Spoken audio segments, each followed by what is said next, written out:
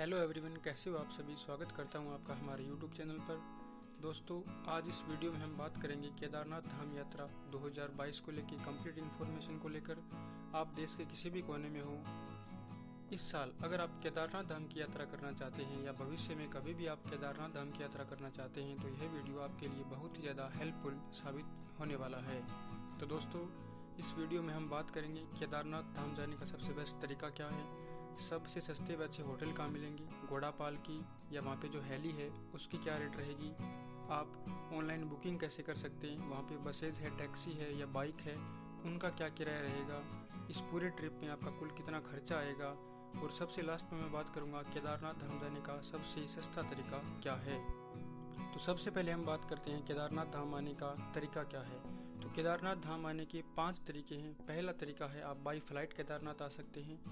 उसके लिए आपका नियरेस्ट एयरपोर्ट पड़ता है देहरादून, और देहरादून से जो सोनप्रयाग की दूरी है 250 किलोमीटर, वो दूरी आपको बाई बस या बाई टैक्सी है वो तय करनी पड़ेगी। दूसरा ऑप्शन है रेलवे। नियरेस्ट रेलवे स्टेशन 3 पड़ते हैं, देहरादून, हरिद्वार और ऋषिकेश। देहरादून से सोनप्रयाग की दूरी 250 किलोमीटर है, हरिद्वार से सोनप्रयाग की दूरी 231 किलोमीटर है, ऋषिकेश से सोनप्रयाग की दूरी 211 किलोमीटर है। और आप अपनी स्वयं की कार या बाइक लेके आ सकते हैं। उसके लिए आप सीधे सोनप्रयाग आ जाइए। सोनप्रयाग में आपको टोल टैक्स देना पड़ेगा। उसके अलावा वहाँ पे आपको अपनी गाड़ी पार्किंग करनी पड़ेगी। गाड़ी पार्किंग के आपके जो चार्जेस हैं वो 50 रुपये हैं, और बाइक की पार्किंग के चार्जेस है वो 30 रुपये है 24 आवर्स के लिए। चौथा ऑप्शन है कि आप टैक्सी किराए पर करके आ जाइए। टैक्सी किराए पे आपको 12 से 15 रुपये पर किलोमीटर के हिसाब से वहाँ पे मिल जाएगी। उसके अलावा आपको अतिरिक्त चार्ज क्या देना पड़ेगा, उसमें है वो टोल टैक्स रहेगा, पार्किंग रहेगा, और ड्राइवर का जो फूड है उसका चार्ज आपका रहेगा। और पर डे आपकी गाड़ी चले या नहीं चले 250 किलोमीटर पर डे के हिसाब से आपको चार्जेस देने होंगे। फिर दोस्तों, 5वां और सबसे बेस्ट ऑप्शन है केदारनाथ धाम यात्रा करने का बाई बस। आप देश के किसी भी कोने में हो, बस के द्वारा आप देहरादून, हरिद्वार या ऋषिकेश तक आ जाइए। इन तीनों स्थानों से आपको सोनप्रयाग के लिए बसेज मिल जाएगी, और ये जो दूरी है 8 से 9 घंटे में आपको तय करनी है, इतना आपको समय लगेगा। और जो बसेज के चार्जेज रहेंगे वो हरिद्वार से सोनप्रयाग के 510 रुपये पर पर्सन के हिसाब से रहेंगे। अब रही बात कि इनकी बुकिंग कैसे करें, तो मैं आपको रिकमेंड करूंगा कि इन बसेज की बुकिंग आप एक दिन पहले इवनिंग में ही करवा लीजिए। बुकिंग के लिए वहाँ पे बहुत सारे ट्रैवल एजेंसीज के काउंटर बने हुए हैं, उन काउंटर से आप बुकिंग करवा सकते हैं। यदि आप ऑनलाइन बुक करना चाहते हैं तो आप रेड बस से भी बुक कर सकते हैं, जिसका लिंक मैं डिस्क्रिप्शन में। दोस्तों, अगर आप अपनी कार या टैक्सी लेके आ सकते हैं तो आप सीधे सोनप्रयाग या गौरीकुंड कहीं भी रुक सकते हो। लेकिन अगर आप बस से आ रहे हो तो आपको सोनप्रयाग में रुकना पड़ेगा, क्योंकि आपको जो वापस रिटर्न का टिकट है वो सोनप्रयाग से ही मिलेगा, और जो रिटर्न का टिकट है वहाँ पे बस टिकट ऑफिस है, वहाँ से आप बुक कर सकते हो। फिर दोस्तों, हम बात करते हैं सोनप्रयाग में स्टे के क्या ऑप्शन है। सोनप्रयाग में होटल के जो रेट है वो सीजन के अकॉर्डिंग रहते हैं। वहाँ पे आपको 500 से 4000 रुपये तक के होटल मिल जाएंगे। अगर आपको सस्ते में रुकना है तो वहाँ पे GMVN की डॉर्मेट्रीज है, उनमें 500 रुपये पर बेड के हिसाब से चार्ज किए जाएंगे। इसके अलावा वहाँ पे हॉल बने हुए हैं, वहाँ पे पर पर्सन के हिसाब से 100 रुपये चार्ज लगेंगे। उसमें आपको एक मैट्रेस मिलेगा और तकिया मिलेगा, और साथ में फ्री क्लॉक रूम भी मिलेगा। अब दोस्तों, जो भी यात्री अपने साथ एक्स्ट्रा लगेज लेके आए हैं उनको चिंता करने की ज़रूरत नहीं है, क्योंकि वहाँ पे सोनप्रयाग में बहुत सारे क्लॉक रूम बने हुए हैं। वहाँ पे आप अपना एक्स्ट्रा लगेज रख सकते हो, जिसके लिए 50 रुपये पर बैग के हिसाब से 24 घंटे के लिए आपको चार्जेस देने होंगे। फिर दोस्तों, हम बात करते हैं खाने की क्या व्यवस्था रहेगी। आप हरिद्वार से सोनप्रयाग आ रहे हो तो रास्ते में बहुत सारे होटल बने हुए हैं, वहाँ पर आपको 70 से 120 रुपये की में थाली मिल जाएगी, और सोनप्रयाग में भी आपको 100 से 120 रुपये में थाली मिल जाएगी। फिर दोस्तों, फिर मैं आपको रिकमेंड करूंगा कि आप सोनप्रयाग में अगर शाम को पहुंच गए हैं तो आप अपना बायोमेट्रिक है वो शाम को ही करवा लीजिए। और सोनप्रयाग में जो बायोमेट्रिक रजिस्ट्रेशन के काउंटर हैं वो सुबह 6 बजे से शाम को 6 बजे तक खुले रहते हैं, और वहाँ पे कोतवाली के पास में रजिस्ट्रेशन काउंटर है, वहाँ से आप है वो अपनी यात्रा का रजिस्ट्रेशन करवा लीजिए। फिर दोस्तों, आपको सुबह मॉर्निंग में 6 बजे से पहले निकलना है सोनप्रयाग से गौरीकुंड के लिए। सोनप्रयाग से गौरीकुंड जाने के लिए वहाँ पे बहुत सारी शेयर टैक्सी चलती हैं। डिस्टेंस है वो 4 से 5 किलोमीटर का है। 20 से 30 रुपये आपका किराया लगेगा, और 20 से 30 मिनट का ही समय लगेगा। और जो टैक्सीज है वो सुबह मॉर्निंग में 3 बजे से लेकर नाइट में 10 बजे तक टैक्सी चलती है। फिर आप गौरीकुंड से सुबह 6 बजे यात्रा शुरू करें, और ये गौरीकुंड वे स्पॉट है जहाँ से बाबा केदारनाथ की यात्रा यानी बाबा केदारनाथ का 16 किलोमीटर का ट्रैक शुरू होता है। अब फिर हम बात करते हैं ट्रैकिंग की क्या ऑप्शन रहेंगी। ट्रैकिंग के ऑप्शन में पहला ऑप्शन है कि आप घोड़े से ट्रैक कर सकते हो। उसके लिए आपको 2300 रुपये वन साइड के हिसाब से चार्ज करने होंगे। मैं आपको रिकमेंड करूंगा कि आप बार्गेनिंग जरूर करें। बार्गेनिंग करने पे आपको 1600 से 1700 रुपये में घोड़े वहाँ पे मिल जाएंगे। दूसरा ऑप्शन है पालकी। पालकी के जो चार्जेस रहते हैं वो 5000 से 7500 रुपये तक रहते हैं। वहाँ पे आप कंडी हायर कर सकते हो। कंडी है वो आमतौर पे छोटे बच्चों के लिए और लगेज के लिए आप लेके जा सकते हो। उसके अलावा सबसे अच्छा ऑप्शन, यदि आप यंग हो तो मैं आपको रिकमेंड करूँगा कि आप पैदल ट्रैक करिए। पैदल ट्रैक के लिए आपको, अगर आप धीरे धीरे भी जाएंगे तो 12 से 13 घंटे में आप ट्रैक कर सकते हैं। फिर लास्ट ऑप्शन है कि आप हेलीकॉप्टर से ट्रैक कर सकते हैं और इसके लिए जो पूरा का पूरा आपका सिस्टम है वो अलग रहेगा। आपको सोनप्रयाग आने की ज़रूरत नहीं पड़ेगी। सोनप्रयाग से 14 किलोमीटर पहले फाटा पड़ता है, वहाँ से आपको हेलीकॉप्टर मिलेगा। उसकी भी आपको ऑनलाइन बुकिंग करनी होगी।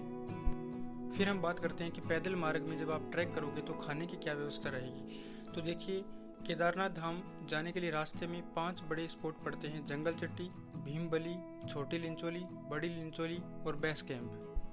यहाँ पे छोटे छोटे रास्ते में ढाबे बने हुए हैं, वहाँ पे आपको चाय, कॉफ़ी, मैगी, पराठा। फिर हम बात करते हैं केदारनाथ में रुकने की क्या व्यवस्था है।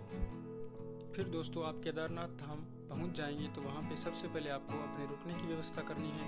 वहाँ पे जो होटल है उनके चार्जेस 500 रुपये से लेकर 4000 रुपये तक सीज़न के अनुसार चलते हैं, क्योंकि वहाँ पे जो होटल हैं वो लिमिटेड हैं।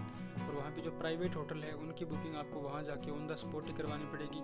इसके अलावा आप GMVN का फैमिली पैक ले सकते हैं जिसके चार्जेस रहेंगे 6500 रुपये। आप GMVN की डॉर्मेट्री बुक कर सकते हैं जिसके चार्जेस रहेंगे 1000 रुपये पर बेड के हिसाब से। आप टेंट कॉलोनी ले सकते हो जिसमें 600 रुपये पर बेड के हिसाब से चार्ज होंगे। और टेंट कॉलोनी ग्राउंड ले सकते हो जिसमें आपके चार्जेस रहेंगे 300 रुपये पर पर्सन। ये सारे आप ऑनलाइन GMVNonline.com की वेबसाइट से बुक कर सकते हैं। फिर हम बात करते हैं केदारनाथ धाम में खाने की क्या व्यवस्था है। केदारनाथ धाम में GMVN द्वारा अन्नपूर्णा रेस्टोरेंट चलाया जाता है जिसमें ब्रेकफास्ट के चार्जेस रहते हैं 100 रुपये, लंच और डिनर दोनों के चार्जेस रहते हैं 200 रुपये। वहाँ पे कुछ ढाबे भी बने हुए हैं जिनमें आप 200 से 250 रुपये थाली के हिसाब से खाना खा सकते हैं। फिर हम केदारनाथ धाम में दर्शन को लेके, दोस्तों केदारनाथ धाम में सुबह 6 बजे और एक शाम को 6 बजे 2 बार दिन में आरती होती है। और बाबा केदारनाथ के कपाट है वो शाम को 9 बजे बंद हो जाते हैं। फिर हम बात करते हैं वहाँ पे प्रसाद को लेके। प्रसाद की वहाँ पे जो रेट है वो 100, 200 और 300 रुपये रखी गई है। फिर हम दोस्तों बात करते हैं कि आप अगर केदारनाथ धाम आए हो तो वहाँ पे पास में ऐसी कौन कौन सी जगह है जहाँ पे आप जा सकते हो, जिनमें पहली जगह है भैरव बाबा। ऐसी मान्यता है कि अगर आप केदारनाथ धाम की यात्रा करते हो तो अगर आप भैरव बाबा की यात्रा करोगे तभी आपकी यात्रा संपूर्ण मानी जाती है। और भैरव बाबा के लिए केदारनाथ धाम के मंदिर के पास से रास्ता जाता है, 500 से 700 मीटर का ये ट्रैक है। दूसरा है वासु की ताल, वहाँ पे आप जा सकते हो, 7 से 8 किलोमीटर का ट्रैक है। तीसरा है चोराबारी लेक या गांधी सरोवर जा सकते हो, उसके लिए 3 किलोमीटर का ट्रैक है। और यही चोराबारी लेक 2013 में जो केदारनाथ धाम में बाढ़ आई थी उसमें काफ़ी चर्चा का विषय भी बनी थी। फिर हम बात करते हैं कि अगर आप केदारनाथ धाम जा रहे हो तो आपको साथ में क्या क्या लेकर जाना है, यही सबसे बड़ा हमारा सवाल होता है। तो मैं आपको बताता हूँ। एक, आप ट्रैकिंग शूज लेके जाइए, अच्छे स्लीपर लेके जाइए, क्योंकि आप जब वापस नीचे उतरेंगे तो आपको स्लीपर की आवश्यकता पड़ेगी। वहाँ पे दोस्तों मौसम बदलता रहता है, बार बार बारिश होती रहती है, इसलिए आप रेनकोट और अम्ब्रेला साथ में ज़रूर कैरी करें। वहाँ पे आप साथ में कुछ स्नैक्स लेके जाएं। आप चाहे किसी भी मौसम में जा रहे हो, आप गर्म कपड़े ज़रूर लेके जाएं और साथ में कपूर ज़रूर लेके जाएं, क्योंकि जिनको सांस फूलने की दिक्कत होती है उनमें कपूर काफ़ी हेल्पफुल होता है। आप एक ऑक्सीजन सिलेंडर भी कैरी कर सकते हो जो आपको सोनप्रयाग या गौरीकुंड से मिल जाएगा। उसके चार्जेस रहेंगे 500 रुपये। अगर आप ऑक्सीजन सिलेंडर को यूज़ नहीं करते हो तो आप उसको वापस करके 500 रुपये वापस भी ले सकते हैं। और मैं आपको एक रिकमेंड अवश्य करूँगा कि आप गौरीकुंड से जब यात्रा शुरू करेंगे तो वहाँ पे आपको लाठी मिल जाएगी 30 रुपये में, वो ज़रूर लें क्योंकि उससे आपकी यात्रा है वो थोड़ी ईजी हो जाएगी। अब दोस्तों कुछ मेरी ओर से आपको एडवाइस है यात्रा करते समय कि आप एक तो धीरे धीरे चलें, आराम से चलें दूसरा मैं आपको बताना चाहूँगा कि जो अस्थमा और बीपी के मरीज़ हैं वो पैदल बिल्कुल भी ना चलें, कपूर अपने साथ ज़रूर रखें, रास्ते में ज़्यादा गंदगी ना फैलाएं, ज़्यादा खाना खाकर ट्रैकिंग मत करें और जय बाबा केदार की जयकारे लगाते हुए यात्रा करें। सबसे मेन इम्पोर्टेंट बात जो सभी के मन में जो सवाल होता है कि इस पूरी यात्रा के दौरान हमारा बजट कितना लगेगा। तो दोस्तों अगर आप बस से यात्रा करते हो, डॉर्मेट्री लेते हो और पैदल ट्रैक करते हो तो हरिद्वार से केदारनाथ और केदारनाथ से हरिद्वार तक आपकी ये पूरी यात्रा 2700 से 2800 रुपये में आराम से हो जाएगी।